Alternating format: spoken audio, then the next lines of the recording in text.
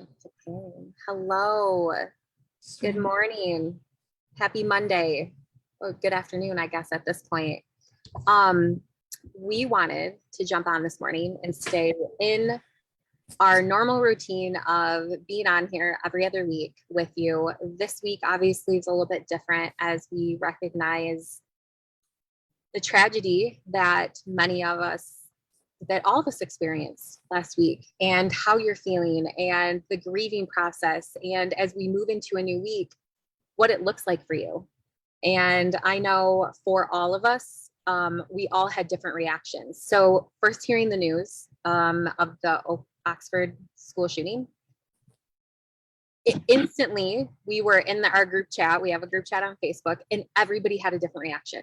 Every single person. And I think it's important to recognize that it's quite possible that every single person on here had a different reaction too. And I want you to know that is completely normal. Like, it's based off your past, your personal experience, how you view the world. Actually, I think a lot of it too is how you view the world, what it looks like for you currently. And so that's kind of what we wanted to jump in this morning and have that conversation with you, really discussing our perspectives, each one of ours, and how it was different, because I think you'll see a lot of yourself in somebody on here. And but I didn't want to start without recognizing how we're all feeling. And even, it's so interesting as we go, many of us are still feeling it. I still have kids home, so you're feeling it that way. It's all over the news. I feel like you can't go anywhere without it being on the news, and there's new information and some of it, I don't know. I feel like, I don't know how you guys feel. A lot of it has been, some places, political, and just feels really gross at times. Like, I don't know. I have a lot of thoughts, but I kind of want to start here. Tumkeen, or Erica or Kanisha, whoever wants to start, just kind of, let's have that discussion on why it was different, how it was different, and go from there. Sure. So when we heard the news, it was kind of a little bit shocking. I remember I was sitting on the couch with my son. So I kind of knew later on in the day. I didn't know early on what happened. So I was sitting beside my son. He's 16. And I read the alert on my phone, or the news, or somebody has sent it to me, the link for it. So I read it, and I kind of was like, it kind of pulled back, and then I showed it to my son. He was sitting right next to me, and his eyes widened, and he got like really worried, really scared right away, because Oxford, we live in Oakland County as well, so Oxford's not too far away, just felt really close to home. And then my 15-year-old, so I've got 3 teenagers at home. I've got an 18-year-old daughter, she's in college, but I've got 2 high schoolers, one 16, one 15. So my 15-year-old then read it, and the first reaction was, wow, it can happen to us. That was their first reaction. And later on, we just had a little bit of a talk about it, not too much. They read into it, and then we kind of just like got busy with our evening. And they went to the school the next day, and the teachers discussed with them. My 16-year-old, like 2 different boys, 2 different reactions. My 16-year-old said that, he was afraid. He said, literally, Mama got scared at school that anytime someone could do this. And as a mother, what I worried about was, more than feeling powerless in the moment, what power do I have as a parent? And that is the first initial reaction I felt like what can I do? Because I have 4 boys. So I looked at my sons, and not to say that, this isn't like a gender thing, but more often than not, we've heard about, it being something that a teenage boy has done. And so I thought about, like, what can I do as a mother? What am I doing or not doing, missing, or, doing right as a mother that can help my child in understanding that turning to violence is not the answer. And in response to that, I had written a piece for Detroit Mom. And I had written that, don't pull the trigger, dear child. And I had a reaction from one of the readers said, I don't like the fact that you used dear child. And for me, he was it was my child until they pulled the trigger. Then it's someone who did a really horrendous, awful, heinous crime. But until that trigger is pulled, it's still a child who needs help in some shape or form, who needs some guidance. Something has to happen. Then after that, then it's too late. And so I was speaking to basically, I had my son in my eyes when I was writing this, saying, don't do it. It's so that's the reaction I got. And I got some pushback from that in writing it in from that space, like, hey, that's not a child, that's someone who did a horrendous crime. I said, yes, but for me, until the trigger is pulled, that was a child. After that, then it's too late.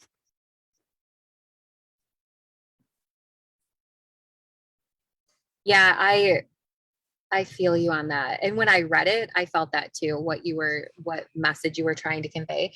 I think it's hard for people, and I've been in this position too, to see the previous, right? Like right. that this was a kid that desperately Right. needed help. And, you know, sometimes I always think the unfortunate part is that kids or us, people are born into families that, I don't know, just the stuff that's coming up about his parents. I'm like, oh my God, how unfortunate. Like they clearly should not have had children. But that right, is but I think sometimes if we do that, we also see, we as mothers and sometimes as parents see the red flags in our children, even if we have a loving home, if we have background history. That was his case, but I feel like let's have that uncomfortable conversation at home with each other, saying like I feel like sometimes we get stuck in this space of saying that it could happen to that family, it could happen to this family. No, it could happen to our families, all of us. And we are not, none of us are immune to the fact of being hit by violence as a victim, or perhaps not seeing the flags in our children and they do something wrong. Like school shooting, not the only type of violence, but this is what we're talking about today, but it could be any other form of violence. yeah. Like, how do we embody this space of empowerment and say, I can do as much as I can. I'm listening to my child. I'm seeing what they're doing on their cell phone, like not like, sneaking. I'm saying that, like, don't be so lost in your own world. You don't know what the world that they're living in. Who are they friends with? What are their hobbies? Like, know those things. Have that conversation at your dinner table. Put the phone down. Listen to your child when they're saying, I don't feel good, or this kid made fun of me today. Like, I'm at the receiving end of so much bullying sometimes, and I've seen my child withdraw so much away from everything. And I'd be like, hey, you used to love this food. How come you don't eat it anymore? How come you don't do this anymore? And seeing those red flags and catching them before it's too late. And I think sometimes when we look too much into someone's history, we forget that we are not immune from it either. We're living in a place and time that we can, have it. That's actually, I want to share this as we actually had a writer, or not a writer, a Detroit mom reader who sent me a private message, and she said, Elizabeth, I want to share this with you because I don't feel I have a space to share this right now, but my daughter was bullied in Oakland County. Like, she was bullied to the extent she wanted to take her own life. Right. And she said, I'm not condoning what happened to this what he did. I'm not condoning it, but I'm saying that this is what's happening. If this kid was, I have a lot of, and obviously at this point we didn't really know. She's like, I have a lot of questions. Were they bullied? And she really was coming from a point as a parent. I have seen what it has done to my child. I have seen the effects, like the withdrawn, and I think she told me her daughter is now in college. And honestly, I took a step back and I was like, oh my gosh, like, I have not ever been bullied, and we haven't experienced it yet in our home. So I don't know what. Right. I don't know. I know if it happened, I would be all like mama bear. You think that sometimes, but it's so out of your hands, especially if they're teenagers. Mm-hmm. Like, really? And I have boys who've been bullied to the point where he has wanted to basically, if he could do something to himself, he would have. Is the school, gosh, I guess this is like a whole nother question. Are the schools not doing stuff? Like, I know, Erica, you're in the school system. I don't know if you can, I don't know. I think this, oh my gosh, I literally have like a full body response right now, because how we can't protect our kids in school, right? How are we supposed to protect them if they're getting bullied, if they're all of these like, okay, Erica, I'm gonna let you talk because I, Yeah. No, I yeah. similarly have a visceral reaction to any news that happens at a school, period.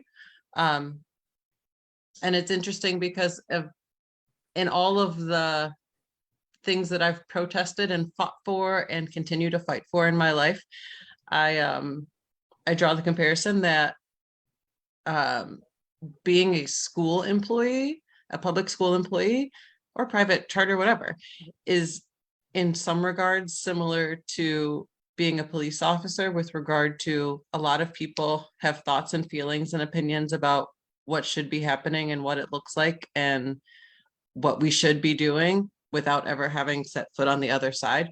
Um, Mm.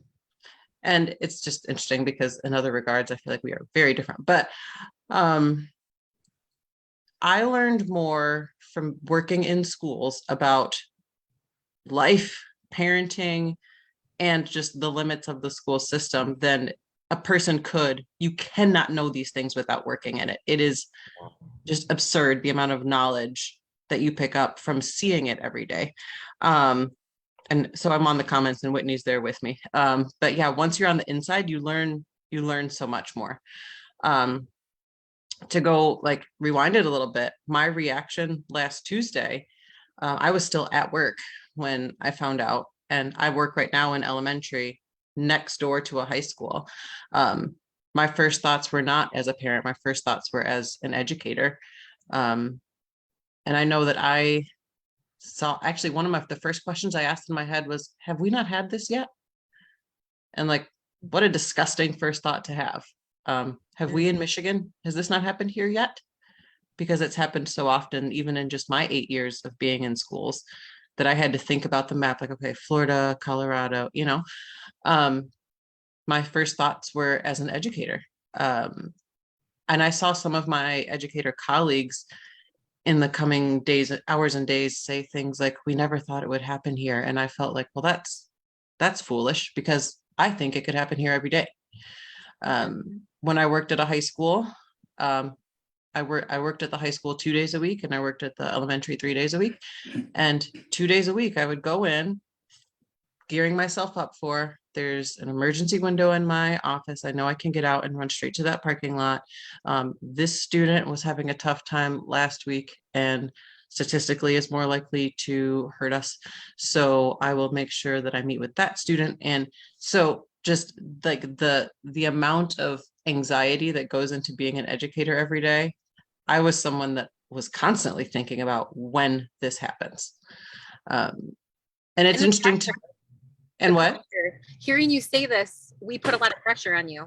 Oh, absolutely. And because a part of the conversation too is, and I realized this when I started working, I wasn't a parent yet. I've had my daughter since I started working in schools, and that changed everything. But I had a newborn when Parkland happened. And I remember even then and now there's this conversation about the teachers should do such and such to protect our kids. What about my kid? I had to think about when I was going into that high school every day. I love your kids at school, but I am bound. Like I love mine at home. And if I have to choose between yours and her and mine, for one, why would I ever choose that? But for two, why would you expect me to make the choice that is not my own family, not my own kid? And that is a pressure. I mean, it's different fire drills and tornado drills. Of course, I'm protecting your kid. We're all in this together. One thing is happening typically for the whole building. We have our evacuation routes. When we've had our ALICE trainings, our active shooter drills, it is room by room. You have to figure out what to do in that space. And there's lots of debate about, do you open the door to let a kid in from the hallway? And the police that do ALICE trainings will tell you, no, you have to leave that door closed. You never want to think about that parent whose kid is on the other side of that door. But the decision-making that goes into, like, I went to school to be a social worker and to help kids with their social skills in the school building. Never did I anticipate having to make life or death decisions for your kids and mine. for myself. But that's stuff that people don't think about when they're telling us what to do and how to do it. And it's things that they don't think about when they hear that, we have emergency trainings all the time. Yeah, we do have emergency trainings all the time, but you don't know what they're like. No one else's job has this. It's outrageous. But yeah, I've been in active shooter trainings where the police came and facilitated it for us, but we had to hide, barricade the doors, prepare ourselves with weapons to disarm and discombobulate the intruder. We've had someone get into the room and shoot us with Nerf guns. That's not something you've had to do, most people. So I had like this huge visceral reaction as an educator first last week, preparing myself for, okay, here we go again. I was worried about the high school next door, not about something happening, but what do those kids need? What do those staff need? Because high schools, I think, feel the trauma in a different way. As now being in elementary, none of us, I don't think we're not immune to it, but I think we do think of high schools and secondary first. So being in elementary, I felt, we feel a little bit safer. But so then I went to, what do my staff need? Can I support them while I'm going through it too? And we did some things in the building to try to support the staff. But then you just prepare yourself for the conversations, because every time this has happened, the same conversation happens about what schools need to do more of. And I've honestly had to I don't usually do this, but I've had to tune the news out the past 6 days, because it's just too much. There's too much that people don't know about what happens inside of schools. And yet everyone has their opinion and their comments and their thoughts about it. Yeah. No one's asking us anything. They're making assumptions and saying, well, this should have happened. Well, and I maintain it feels different when your kid is the one who's in the office, or when your kid is the one who had a misbehavior, when your kid is the one that someone feels suspicious about. Parents have a totally different tune. And we have to acknowledge everyone. We have to take care of everyone. But so educator, tons and tons of thoughts and feelings and reactions. And then I go straight to, as a Black person, thoughts and reactions that a lot of folks did not likely have. I know that of the other Black people that I talked to that day, we had the same thoughts. Stuff that someone might not think about if they're not a person of color, particularly Black people. But, in the immediate minutes and hours after we found out that the shooting happened, I already knew, like, well, that kid's white. And I knew that because he was taken in alive. And that is trauma. That is a trauma response to have that thought. And it's trauma that it happens. And it's like, what I've described it to someone else is, we want no one to be killed by the police. No one wants that ever. But every time that you hear a story of another Black or brown person that was murdered, unarmed, and then you hear another story of a white person that was taken into custody unharmed, it's like a notch on the trauma belt of, okay, here we go again. If this was me, if this was my brother, if this was my son, he would be dead. Not a doubt in my mind. And that's so hurtful all the time to think about, but you also can't escape it. So, I went from this educator mode to this as a Black person mode of, man, why can't they have that mercy for us? Where is that grace for us? Where is that patience and whatever it is, that self-control for us? And why is it missing?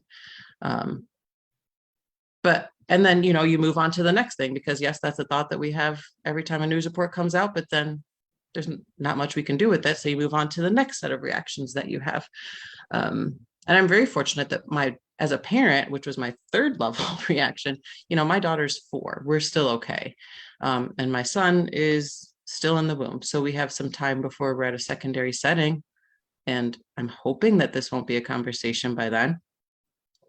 And that's not the most we can do. We can do a hell of a lot of voting and advocacy between now and then. But, so I felt fortunate that I'm not worried about my daughter's preschool in the way that Tumkeen probably is for her teenage kids' school. But I do worry about, I'm in the building myself. I'm in the schools. So I'm not worried about my kid being harmed. I worry about harm for myself every day, or my husband. He's also an educator in secondary. There's like nothing not to worry about when you get this news. It's hard for all the reasons. Oh my gosh. Yeah, just thinking, realizing, saying that when the bullying happens, what happens? Like on an educator's, like what do we do?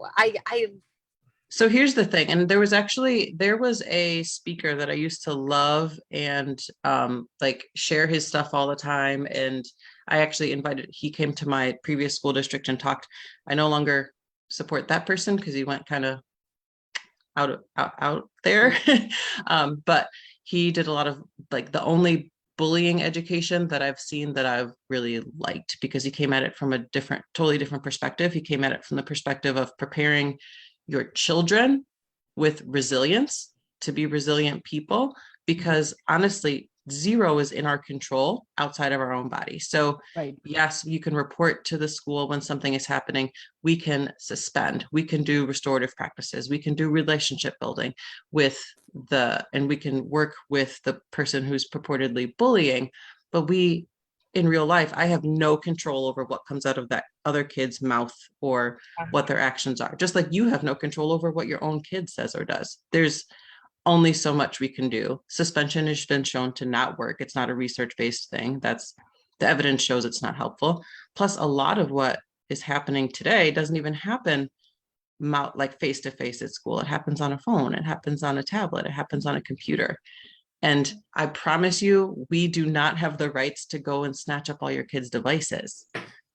And a lot of people want us to have that right when it's someone else's kid. They don't want us to have that right when it's their own kid.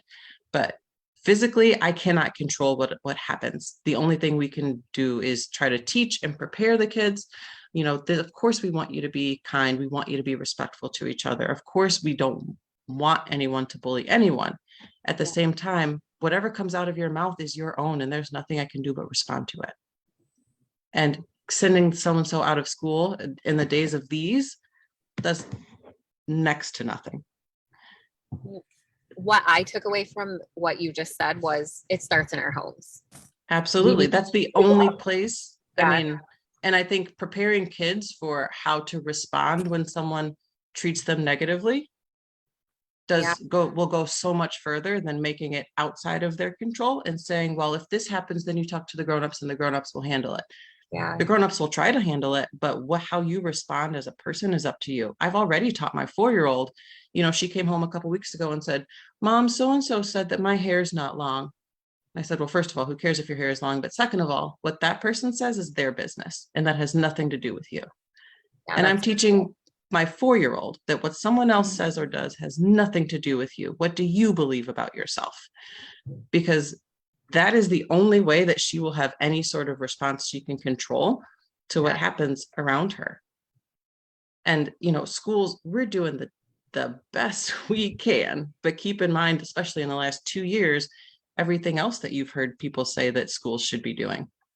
Make the list and then tell us between 8:30 and 3:30 how and when we should do it. We're the most underpaid. Yeah. Like pay us pennies. A whole nother conversation. Right. I mean, and keeping in mind that like 15 minutes ago, people were saying, I want my tax dollars back because my kid had to learn at home. Cool.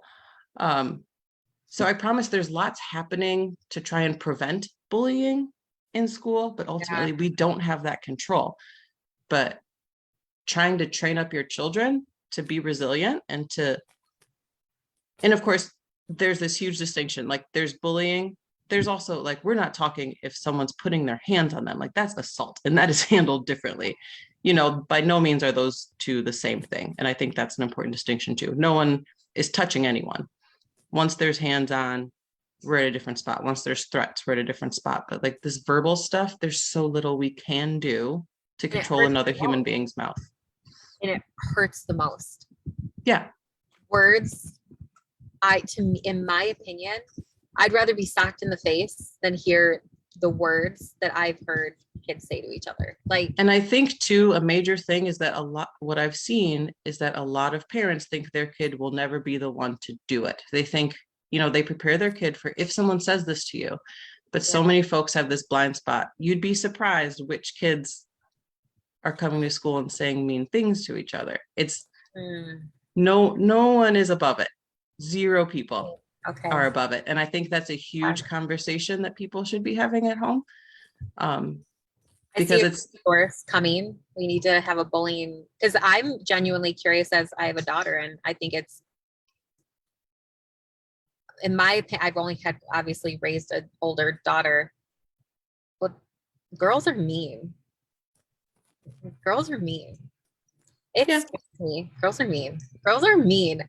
But I will say, so are boys. Boys have done Right. some really foolish things this year, Right. especially after 2 years of not having normal socialization. They've definitely come back to school, and we have to reteach them how to do recess. Girls tend to have more of what's called relational aggression, and boys, they treat each other mean in different ways. They both definitely have these problems.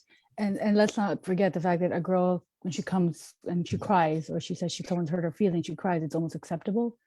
But a boy crying because somebody said some awful words is just him being weak. So there's also that you can't show your emotions. A lot of times boys are holding on, and what comes out as aggression is basically a little boy who's crying out for help. So I think that when my daughter comes home and cries and she says I had a hard day, it's acceptable. And if my boy says that, he's like, no, I'm fine. There's this push away. There's almost like, no, I'm going to handle it myself. So there's that happens too. Yeah, I didn't even think about that. I have an emotional son that I want him to stay that way. Like, he didn't give his tooth to the tooth fairy because he has too many good memories with it. Like, I have that son, so I'm like, I need him to continue to be that way, so he does know that he can show emotion and becomes a really good husband someday, because he can show emotion and a good friend, a lot of things. But I didn't even think about that, Tumkeen, until you said that, how boys, especially this generation, the generation you're raising of boys, how not acceptable it is for them to be emotional. I can't imagine, though, in your home, Tumkeen, that you don't let your boys know that it's okay to be emotional. Well, they're not emotional until they come home. So I feel like I have to take off the layers they build on at school and in their life when they're outside their home, until they're home again. And then they realize that this is a safe space where they can cry and be themselves. But, I come from a very traditional Indian home. And so there is a little bit of that culture aspect as well. I'm different a little bit. In our home, we're different, but we kind of have to, we have to work through it. It doesn't come so easily for some of them. Some of them do and some of them don't, but there's a general feeling that boys have to hold it together, be stronger. You can't let that bother you. So they'll be like, yeah, it doesn't bother me so much. But then there's these underlying words that start coming out. As a mother, you kind of hear it and you're like, no, you're not so okay, as much as you're trying to convince me that you're okay. And too, it's like the sacral, like, you're like, I know something's wrong with you. Erica, your educator perspective is literally priceless. Then we have Nisha on the social worker side for not the school. Remind everybody what end you're on. So Erica's social work for school. Yeah. So I guess I'm technically not a social worker. I say I'm a pseudo social worker with my psychology degree, but I do a lot of work on the foster care, adoption, CPS end of things. And to be honest, like, there hasn't been, for my particular job right now, a lot of conversation around what happened and around this, because I'm an educator right now, but for adults. So we haven't really broke it down in that aspect. But on the parent front, we've been having the conversation at home. I have 2 boys who are 8 and 3. or 9, why did I say 8? He's 9, definitely 9. And third grade and preschool. So my reaction when I first, got news and started seeing what was happening in Oxford and things might have been a little bit different than Erica's and Tamkeen's, because my child's still in elementary school, and I feel that on that school front aspect, it didn't hit me in like those thoughts right away, like right head on right away, because I don't have a child in high school. And I'm going to have this conversation with my child, but how am I going to have it in a different way to make sure, what are they doing for safety at school and things of that sort? Because he didn't understand what was going on. When we picked him up from school, we said, there was a school shooting today and this is what happened, and there was children that were killed, and he didn't understand. He was just like, okay.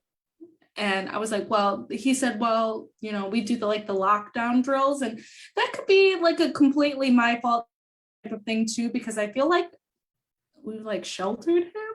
Like, we don't talk a ton about, Tamkeen, you talked about having those uncomfortable conversations. There's just conversations that I'm sure I'm not the only mom that does.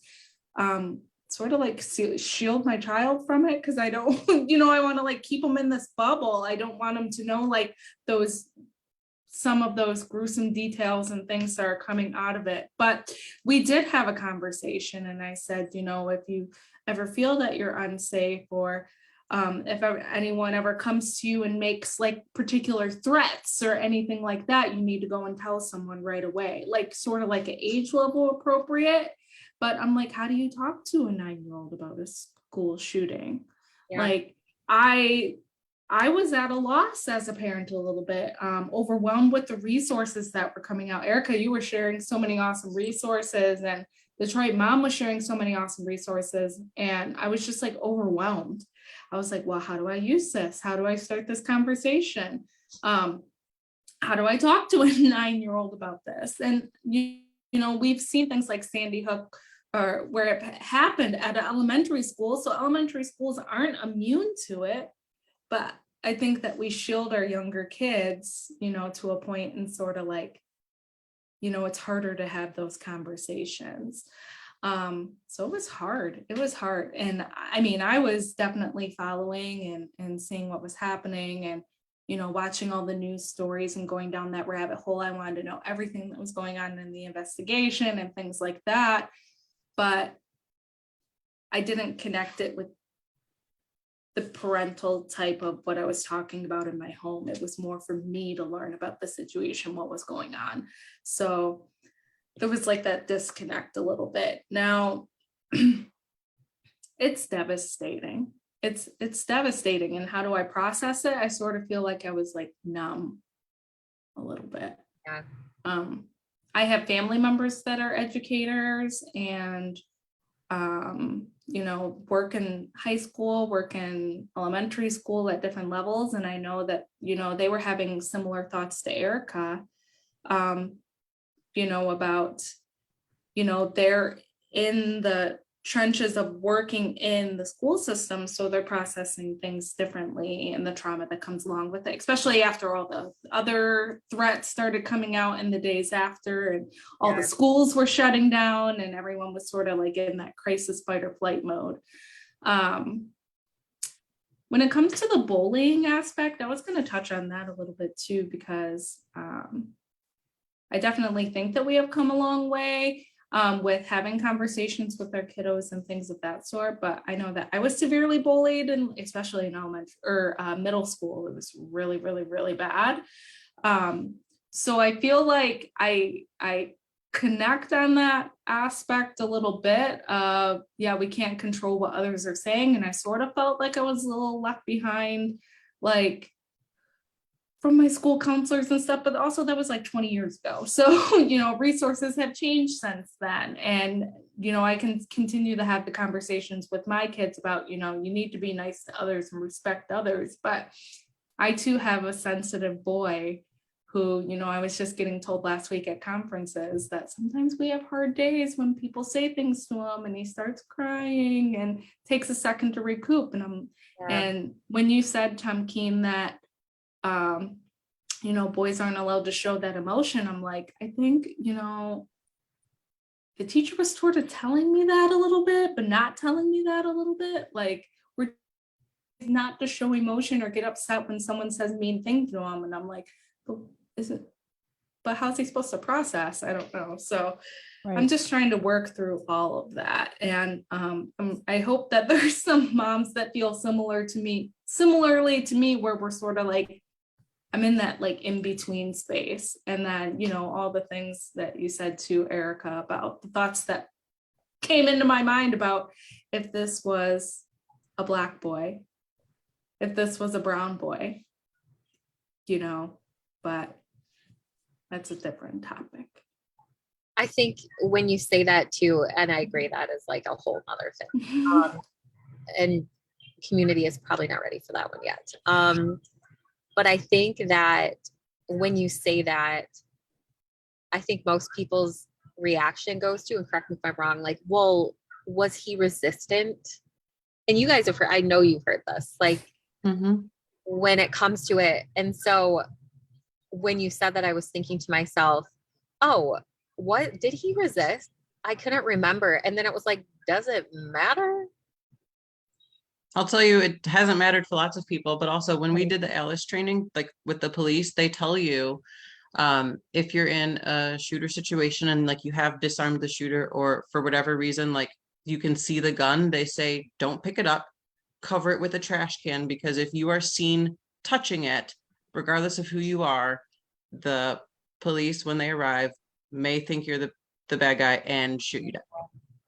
So, My gosh, I never thought about that. oh yeah, that's part of our training. Again, things I don't want to freaking know, but they tell you cover it up with a trash can and push it away, because if you're spotted with it on your hand, who knows what they might think and how they will respond.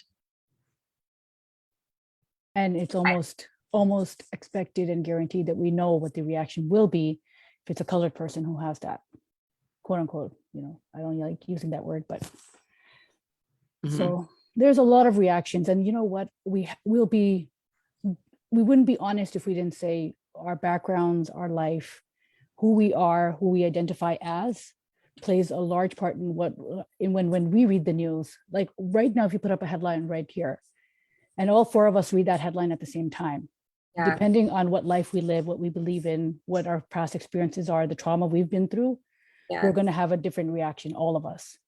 Some of us might flight. Some of us might not even have, I would say, the luxury to sit and process, because it's a day in, day out trauma that relives again and again and again. It's a generational trauma. It's so deep rooted, embedded in us that sometimes when we sit and we're in that state of defensiveness, we don't even know where it's coming from, but it's been ingrained because it's been expected and it's been brought on us without any will of our own. It's continuous pressing down. Like there was a time when, if a Muslim boy, I remember this was during many years ago, a Muslim boy was building a clock and there was a ticking that came from his backpack. And right then and there, I remember they put him in cuffs. And when they opened his backpack, they saw that he was building a clock. Now he was invited to the White House during that administration's time and stuff. And, but what that boy went through and why, the teacher said, well, because based on his name, we weren't sure. Like you don't understand this. Like my sons have come home during different situations and said, Mom, will we be kicked out tomorrow because somebody came into power? Mom, why do people hate us so much? Those are things that go on and on. So this isn't just bullying. This is bullying plus hate. And then put down again and again. Someone hates their mother because what she looks like. Someone hates the color of their skin. They carry all of that.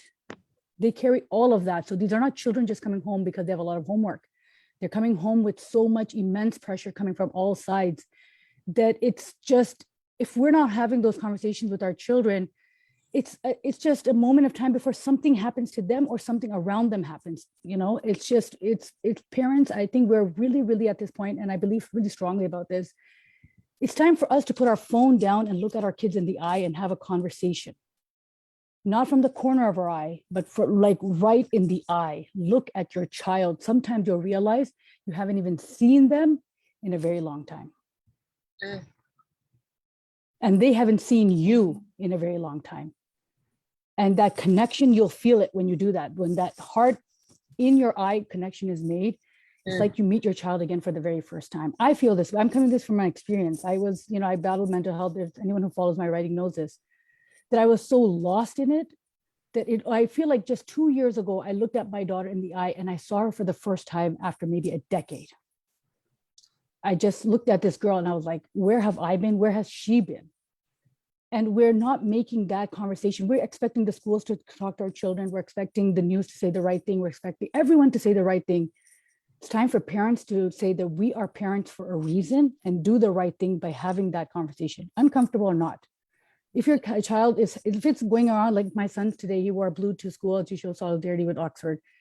And I said to him, you know what that means? He's like, yes, he's in middle school. So he's like, yes, a whole bunch of kids got, someone shot at them and something happened. I said, okay, how do you feel about it? He's like, I'm not sure if sometimes I'm safe at school or not. Or he'll say like, I'm not sure if I said something, if it'll be okay or not. That if I saw something, do I report it? Sometimes my kids have said, no, we've seen things happen in the bathroom. Mom, you don't know the boys' bathroom. You hear things, you see things. But if we said it, it would be wrong because then we'd have to go and we'd have to report it. And then people would talk to us and we don't want to be outed. So there's things missing going on right now. What that is, I don't know, but I feel the school is, I think, the last. The parents should be looking into themselves and saying, what is it that I can do? And I think too, like by no means so all of those reactions that I had last Tuesday were last Tuesday. And then by Wednesday, we got more news and Thursday, we got more news. And it was just like, oh my gosh. And you start to have different thoughts, feelings, and reactions, including questions for the school. But I feel like the crux of it is, and the thing is that like every person who found out what happened last Tuesday, and this is now across the world, folks are talking about it. There's Insta accounts I follow in Australia that are talking about it. Every person has a different reaction and a different response to it based on like what Tamkeen said, what you brought to the table, what's in our backpack, and all of those are valid and real. And I feel like what I really wanted and needed and wished for, and now have no hope that it's coming from the community, was just any bit of that like mercy and grace for my reaction versus your reaction versus her reaction. It's right. It's almost like the community is ganging up on this aspect or another. And as an educator, I feel completely like done. Like you guys can have it. I don't know. I have nothing left to say. And it's so hard. That's most of the community when it comes to educators right now. Yeah.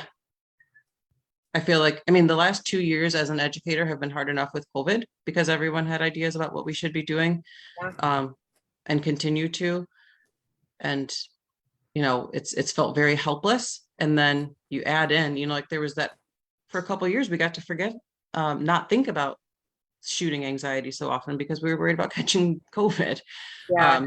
And then last week brought it all back together. Like, oh no, you can have both. You can have both. So just, it's like an uphill battle. It feels pretty helpless sometimes.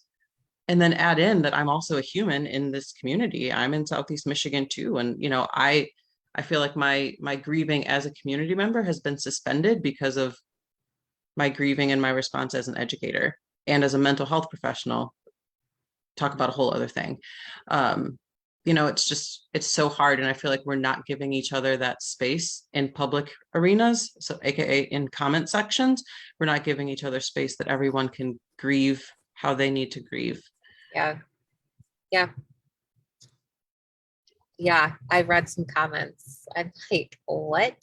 And that's where I feel like there's, like you said, this disconnect between being able to disagree with each other respectably And I think people don't realize too, it's so healthy to not agree. It is so healthy to imagine if we all thought the same, like how crazy that would be in general, but not allowing that space, like you said, I see it too, of being able to disagree with one another, but not being worried because the way you feel is completely different than the majority. I also think that people forget that what you put out there, everyone can see. So what Yeah. the garbage you put online about your kid's teacher, like your teacher has Facebook too, and they can see it.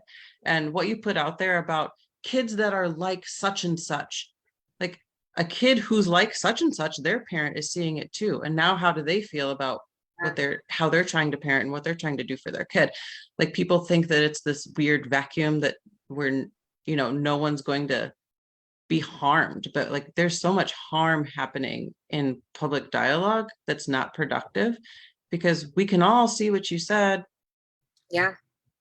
And imagine being the parent of a kid who is struggling and does need help or is already connected to help, and then seeing how the world is treating you. Like I can't imagine.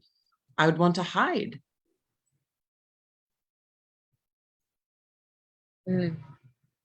But at the same time, so it's like people they're oddly comfortable having certain conversations out in the world, but totally uncomfortable having crucial conversations at home.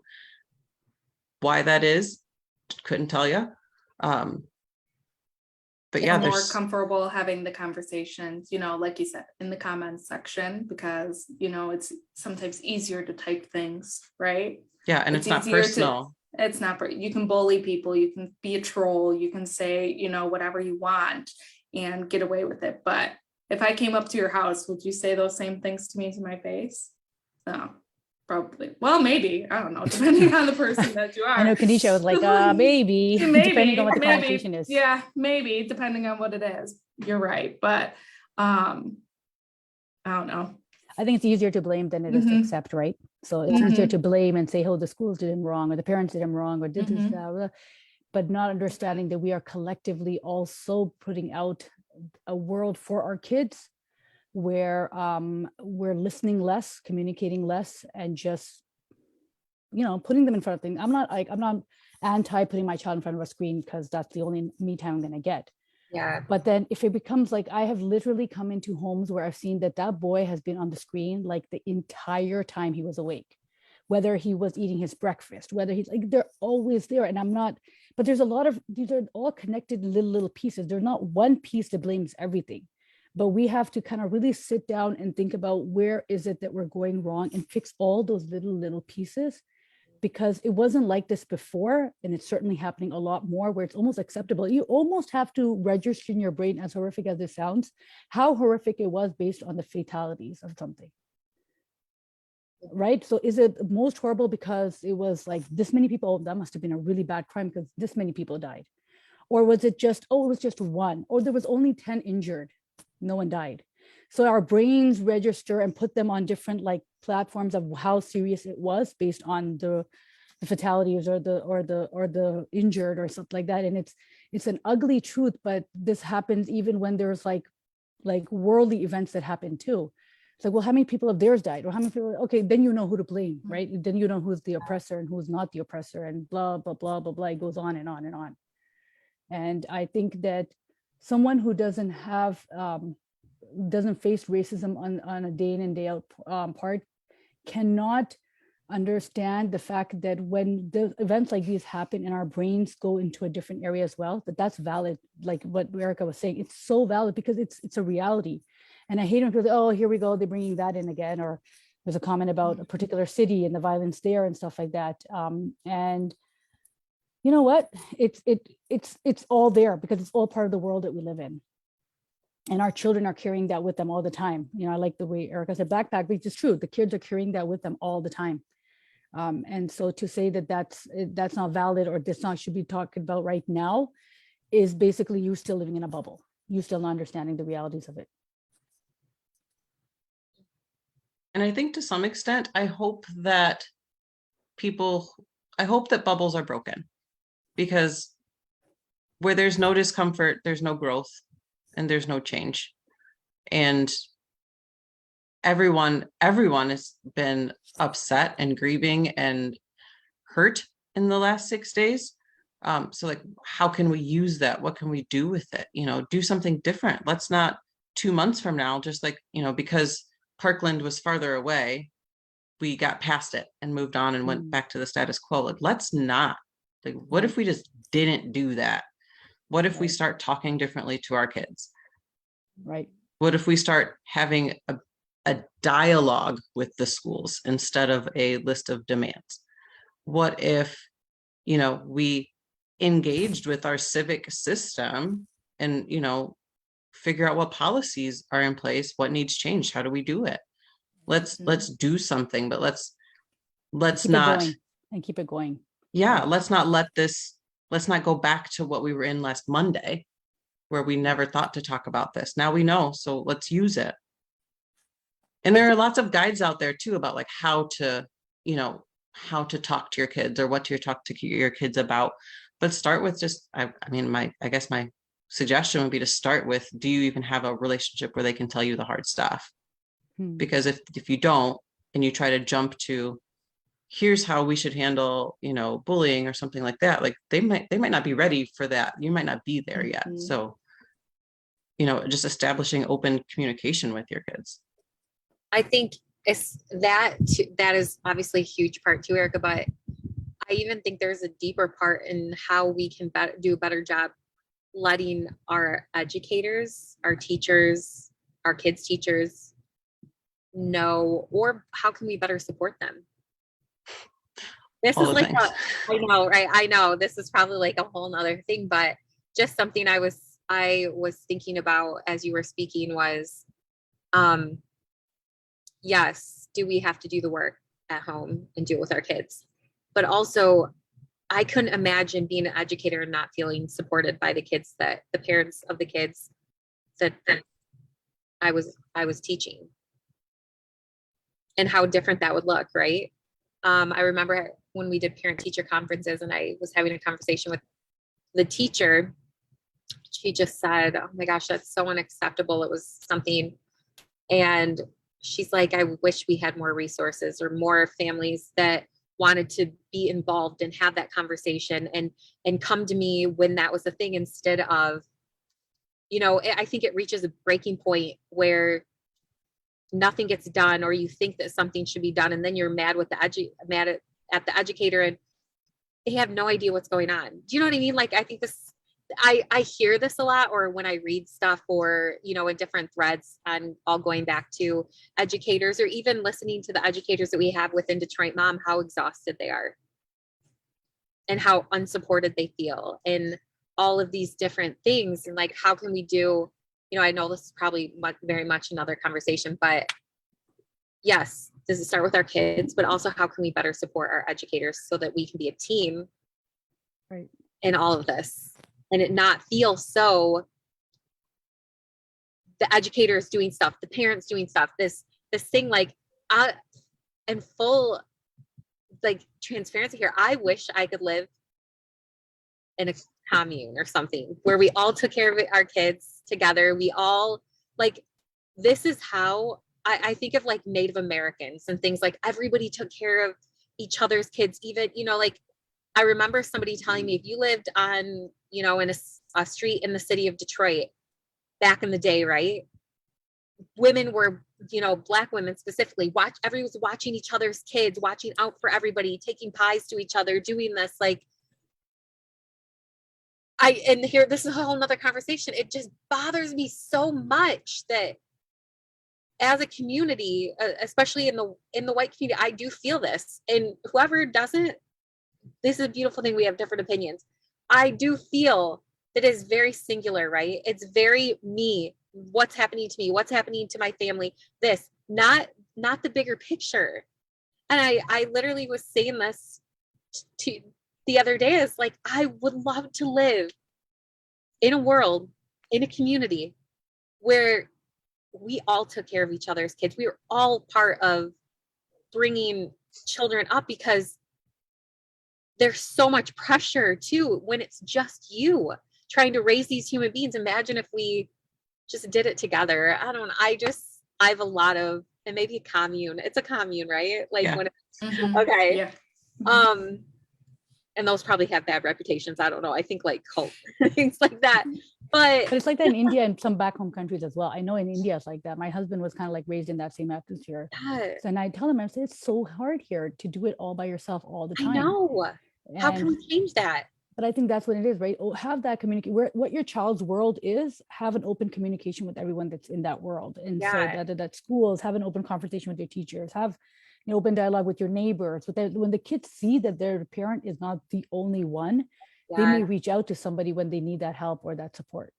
That's the thing. I think, yeah, okay, this is probably I realize that a whole nother conversation. So I'm I'm going to end it there. Because I do feel very strongly about this. So anyways, what are some action steps really quick? Let's some action steps that people can take this over the next couple of weeks to create this space or, really open the dialogue in their homes. So I was thinking about, I know Kanisha, you mentioned that like the slew of resources that we shared can be overwhelming. I'm a big fan of with regard to anything, especially for new moms that are trying to figure stuff out, pick one source you want to listen to and go with that.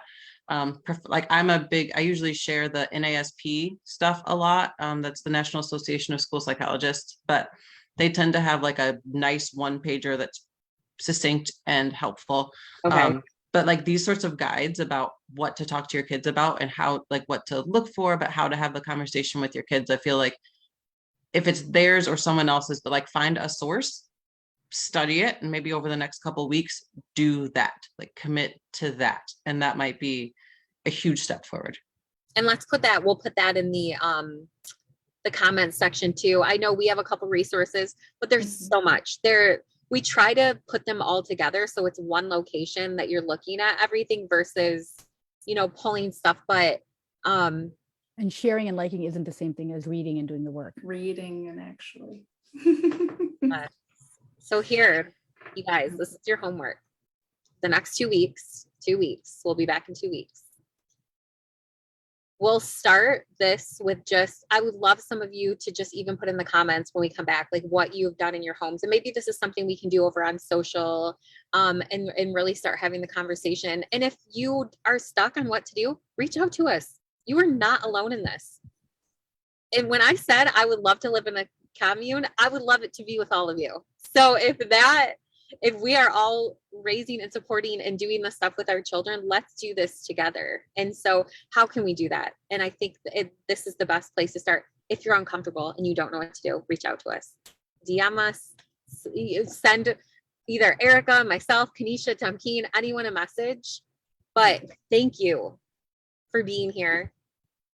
We have gone back and forth on, man, do we have this conversation today? But what better time to get uncomfortable than during a really uncomfortable situation that hopefully doesn't ever happen again in Michigan. So we hope you guys have a great Monday, December 6th. Whoa, Christmas is right around the corner. And we will see you guys back in 2 weeks. And it's a good conversation we're going to be having. So join us in 2 weeks and we will see you later. Bye.